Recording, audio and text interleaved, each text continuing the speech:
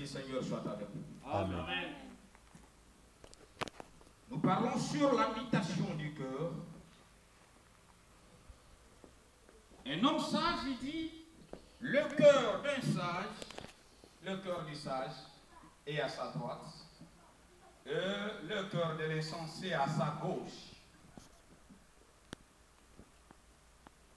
J'ai épuisé ce thème ici à partir de cette écriture.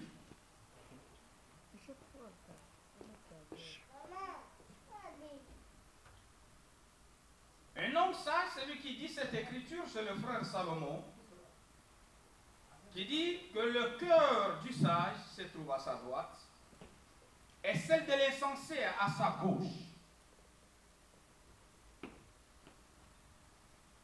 Pourquoi nous parlerons ici du cœur d'un sage? Nous parlerons d'un sage, nous parlerons du cœur et nous parlerons de ces deux mouvements. La droite, le cœur qui se trouve à droite et celle du gauche.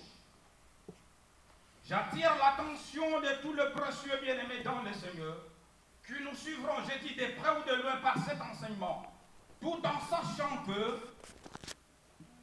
scientifiquement, des médecins parlent que le cœur de tout homme se trouve à gauche. Ça, je suis parfaitement d'accord que vous êtes d'accord avec moi. Amen. On a appris même ça à l'école. La science nous a appris que le cœur de tout homme se trouve à gauche. Le cœur de tout autre homme ne se trouve pas à droite, mais se trouve à gauche.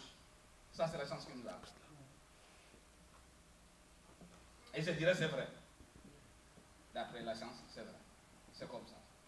Mais quand nous parcourons les Écritures, le frère Salomon nous dit que le cœur du sage se trouve à droite et celle de l'insensé à gauche. C'est-à-dire qu'il y a une mutation qui se fait de gauche à droite. Cette imitation, c'est le cœur qui se trouve à gauche, fait une permutation qui passe à droite. Et celle qui se trouve à droite fait une permutation à gauche. C'est-à-dire le cœur qui était à gauche passe à droite. Autrefois, si le cœur était à gauche, quand on était encore insensé, et quand on devient sage, le cœur qui était à gauche passe de gauche à droite. C'est ça que je parle de la mutation. La mutation, c'est la chose qui est sur ma droite, qui quitte la droite et qui passe à gauche. Amen. Vous êtes là? Amen. C'est ça la mutation. On prend celle qui était à gauche, on les met à droite, et on prend ce qui est à droite, on les met à gauche. C'est comme quelqu'un qui travaillait à Bakwanga, à la minerie de Bakwanga. On dit que désormais, aujourd'hui, tu n'es plus directeur ici à la société de Bakwanga Moujimaï. Tu seras mité à Bakongo. Tu vas remplacer un certain monsieur Kabengele qui travaillait à une usine de fonderie à Bakongo. Et celui qui était à Bakongo, tu seras mité à Moujimaï pour remplacer un chef du personnel qui était à Moujimaï. Ça, on appelle quoi ça? C'est la mutation. Amen. Que le Seigneur vous bénisse. Amen. On appelle ça la mutation. Donc nous parlerons sur la mutation du cœur. Je me réjouis de cet enseignement. Je me réjouis de cet enseignement parce que le Seigneur a une pensée noble qu'il est en train de pourchasser dans cet enseignement.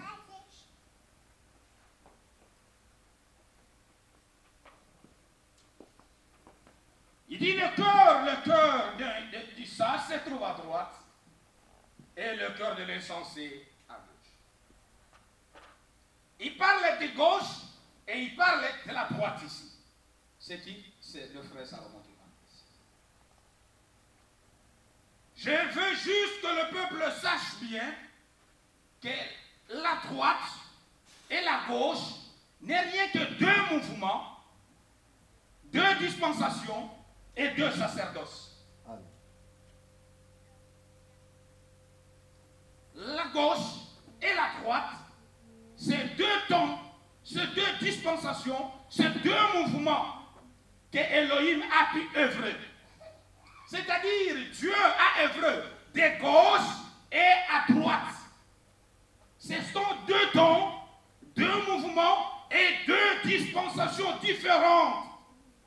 je dirais ma main gauche et ma main droite, ce sont les deux mains différentes qui ont chacun a son rôle à jouer dans le corps. Un seul corps qui possède deux mains. Et tous les deux mains, chacun a son rôle à jouer sur un même corps. C'est dur à comprendre, mais vous allez bien y arriver.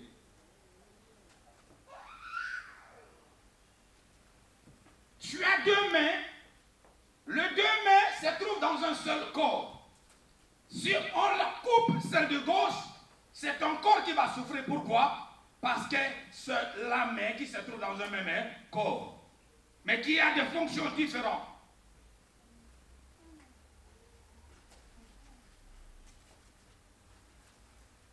C'est pourquoi nous dirons que tous ces deux mouvements, ce sont deux dispensations, ce sont deux sacerdoces que Elohim, notre Dieu, a pu œuvrer. Il a œuvré de gauche et il a œuvré de droite pour que le but de sauver un peuple, de donner une rédemption parfaite à un peuple. Amen. Il a œuvré de gauche et il a œuvré de la droite.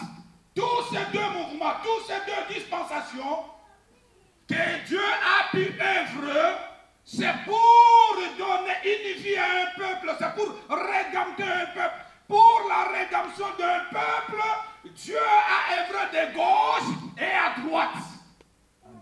C'est là que nous parlerons que le cœur d'un sage se trouve à droite et celle de l'insensé à gauche. C'est-à-dire la gauche et la droite, ce sont deux mouvements, deux dispensations par laquelle Dieu, notre Père, a pu travailler pour ton salut. Amen. Pour ton salut, pour mon salut, Dieu a travaillé de gauche et à droite. Ce sont deux dispensations, ce sont deux mouvements, à la loi et au témoignage. Si on ne parlait pas ainsi, il n'y a point du salut. C'est-à-dire Dieu a œuvré dans le sacerdoce lévitique avec un prédicateur dans ce sacerdoce. Quel est ce prédicateur de l'assemblée? Le prédicateur des sacerdoces lévitiques, c'est qui? Non. Le prédicateur, c'est qui? Voilà. Il a pu œuvrer dans cette sacerdoce lévitique avec le prédicateur appelé Moïse. À la loi et au témoignage. Si on ne parlait pas ainsi, il y a point de l'aurore. C'est-à-dire il a œuvré de gauche et à droite avec deux prédicateurs différents dans tous ces deux sacerdoces pour que le but, rien que le but de sauver l'humanité qui était perdue. Amen. Il a travaillé, il a dit, je vous ai parlé depuis le matin par les prophètes. Jérémie. J'ai parlé à vos pères dès le matin par les prophètes. Mais ils n'ont pas écouté.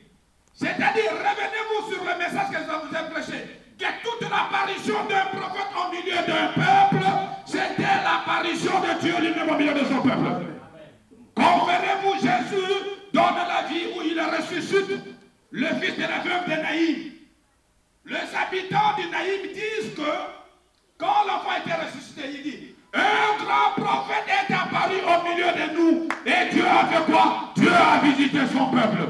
C'est que chaque apparition d'un prophète en Israël, c'était l'apparition de Dieu lui-même au milieu de son peuple. Amen. Il ne pouvait pas crier qu'un grand prophète, c'était le peuple de Naïm qui a crié. Un grand prophète est apparu au milieu de nous. Et Dieu a visité son peuple. C'est que l'apparition d'Ésaïe, l'apparition d'Ézéchiel, l'apparition de Jérémie, l'apparition de Joël, l'apparition de tous les prophètes que vous connaissez, c'était l'apparition de Dieu lui-même. C'est-à-dire Dieu s'est servi de ses corps pour donner la vie à un peuple. Amen. Gloire. Il s'est servi de tous ses corps. Il passait par Esaïe, il passait par Ézéchiel, il a passé par Jérémie, il a passé partout par le prophète Moïse. Tout cela était le but de quoi? Dieu a œuvré de gauche à droite pour chercher qui était capable de donner la rédemption à un peuple qui était perdu. Dès que dans cette sacerdoce lévitique, C'était une dispensation. Que l'Éternel est entré, que l'Éternel a œuvré pour sauver un peuple si nombreux. Un peuple qui était dans la perdition. Et l'Éternel devrait quitter aussi cette dispensation de gauche ou de la loi. Il est entré aussi dans cette autre dispensation. Il a œuvré aussi avec un autre prédicateur. Pour sauver toujours au but de sauver un peuple.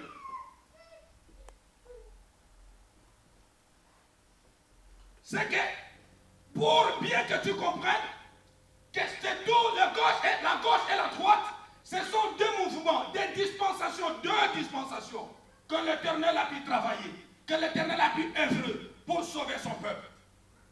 Il devrait œuvrer de gauche et à droite, pour donner la vie à un peuple qui était sous les genoux, un peuple qui était perdu. Il a pu travailler comme ça. S'il n'a pas travaillé de gauche à droite, le peuple qui était lié ne pouvait pas être sauvé. Voilà pourquoi nous parlerons sur la mutation du cœur, de gauche et à droite.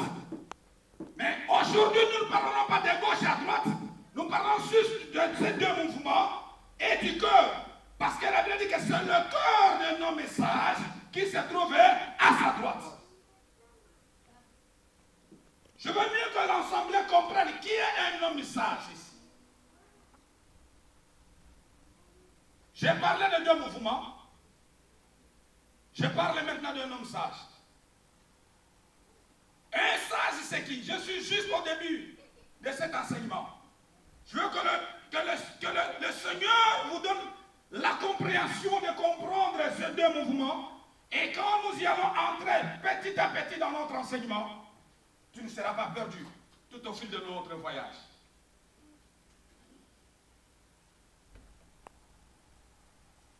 Un homme sage, ce n'est pas seulement celui qui a beaucoup de diplômes. Un homme sage, ce n'est pas celui qui connaît bien la tradition Congo. Ce n'est pas celui qui connaît bien la tradition africaine. Souvent chez nous, au pays, si quelqu'un veut se marier, on fait appel à un vieillard, à celui qui a des cheveux blancs, on les appelle qui? Des sages, pour qu'ils viennent discuter la facture de mon mariage. Il est sage parce qu'il connaît toutes les énigmes Congo. Il est sage parce qu'il connaît toutes les énigmes africaines. On les appelle les sages. Est-ce que par rapport à l'écriture, c'est ça? Un homme sage, c'est celui qui connaît, qui a la connaissance de la science. Un homme sage, c'est celui qui a le jugement exact en lui. Celui qui n'use pas une balance fausse. Celui qui a le jugement exact, j'arriverai. C'est lui-là un homme sage. Ici, je ne contredis pas les gens qui étudient. J'aime bien que les gens étudient. Mais la sagesse, on ne l'acquérit pas à l'école, sur le banc de l'école. Non. Sur le banc de l'école, on acquérit l'intelligence et non la sagesse. Mais un homme sage, c'est celui qui a la connaissance de la science. Quelle est la science dont je parle ici? La science que je parle ici, c'est de la parole de Dieu. Je ne parle pas de physique comme science, ni de la mathématique comme science, non. C'est celui qui a la connaissance de la science, celui qui a l'explication de la chose en lui. C'est celui qui connaît le temps, le cycle du temps, les époques et les événements. C'est celui-là un homme sage. Si tu ne connais pas le temps, si tu ne connais pas, tu n'as pas la notion du temps en toi. Tu es un chrétien malheureux, malheureuse. Parce que même la venue de notre Seigneur Jésus-Christ est liée par la notion du temps. Est-ce que vous comprenez? Amen. Il a dit, quand vous verrez les figuiers pousser ses branches, c'est que le Fils de l'homme est quoi? Il a la porte. Amen. C'est celui qui a la connaissance du signe du temps. Quels sont les signes du temps? Quand vous verrez les gens deviendront égoïstes,